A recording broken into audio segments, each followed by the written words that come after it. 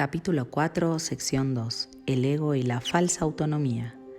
Es razonable preguntarse cómo pudo la mente haber inventado al ego. De hecho, esa es la mejor pregunta que puedes hacerte. Sin embargo, no tiene objeto dar una respuesta en función del pasado porque el pasado no importa y la historia no existiría si los mismos errores no siguiesen repitiéndose en el presente. El pensamiento abstracto es pertinente al conocimiento, porque el conocimiento es algo completamente impersonal y para entenderlo no se necesita ningún ejemplo. La percepción, por otra parte, es siempre específica y por lo tanto concreta. Todo el mundo inventa un ego o un yo para sí mismo, el cual está sujeto a enormes variaciones debido a su inestabilidad. También inventa un ego para cada persona a la que percibe, el cual es igualmente variable. Su interacción es un proceso que los altera a ambos porque no fueron creados por el inalterable o mediante él.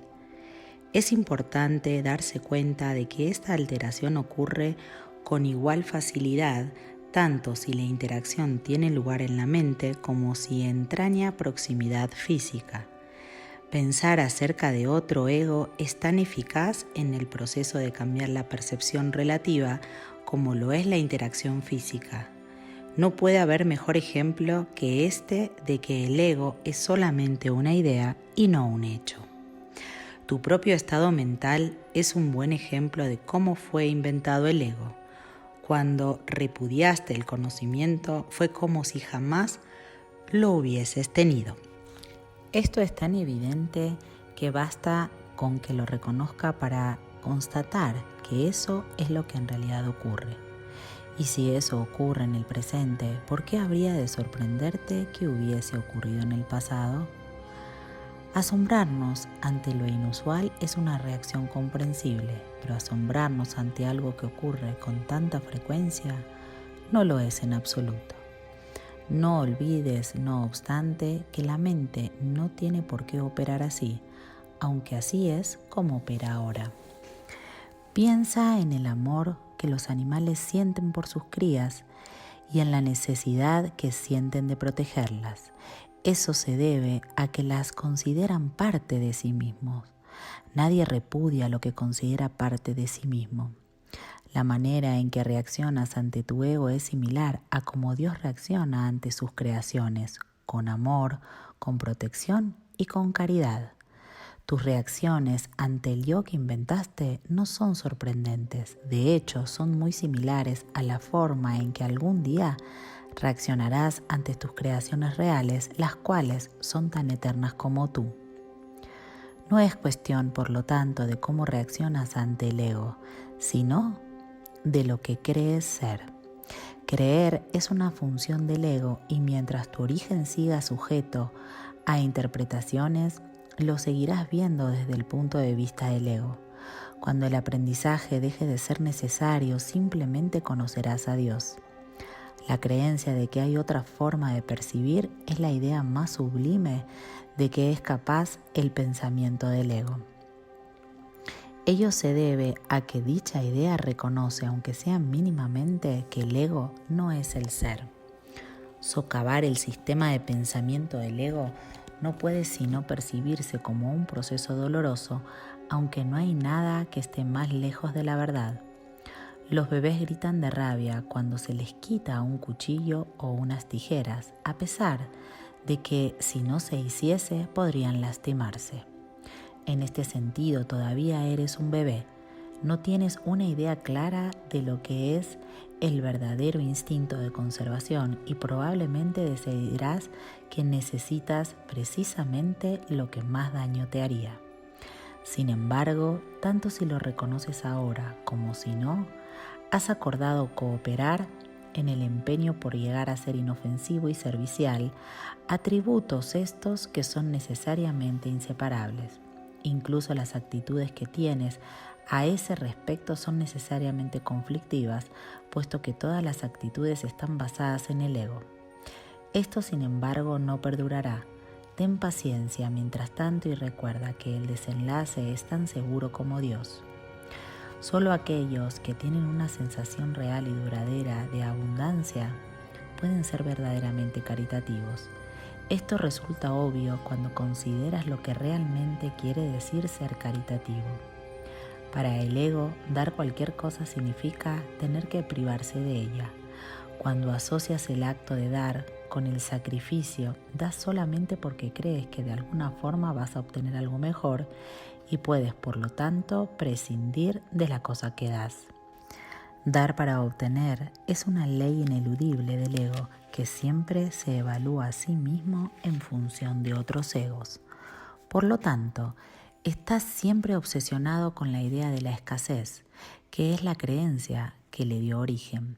Su percepción de otros egos como entes reales no es más que un intento de convencerse a sí mismo de que él es real. El amor propio desde el punto de vista del ego no significa otra cosa que el ego se ha engañado a sí mismo creyendo que es real y por lo tanto está temporalmente menos inclinado a saquear. Ese amor propio es siempre vulnerable a la tensión, término este que se refiere a cualquier cosa que él perciba como una amenaza a su existencia. El ego vive literalmente a base de comparaciones. La igualdad es algo que está más allá de lo que puede entender y por lo tanto le es imposible ser caritativo. Lo que el ego da nunca emana de una sensación de abundancia porque él fue engendrado precisamente como un sustituto de esta. Por eso es por lo que el concepto de obtener surgió en su sistema de pensamiento. Los apetitos son mecanismos para obtener que representan la necesidad del ego de rectificarse a sí mismo. Esto es cierto tanto en el caso de los apetitos corporales como el de las llamadas necesidades más elevadas del ego. El origen de los apetitos corporales no es físico. El ego considera al cuerpo como su hogar y trata de satisfacerse a sí mismo a través de él.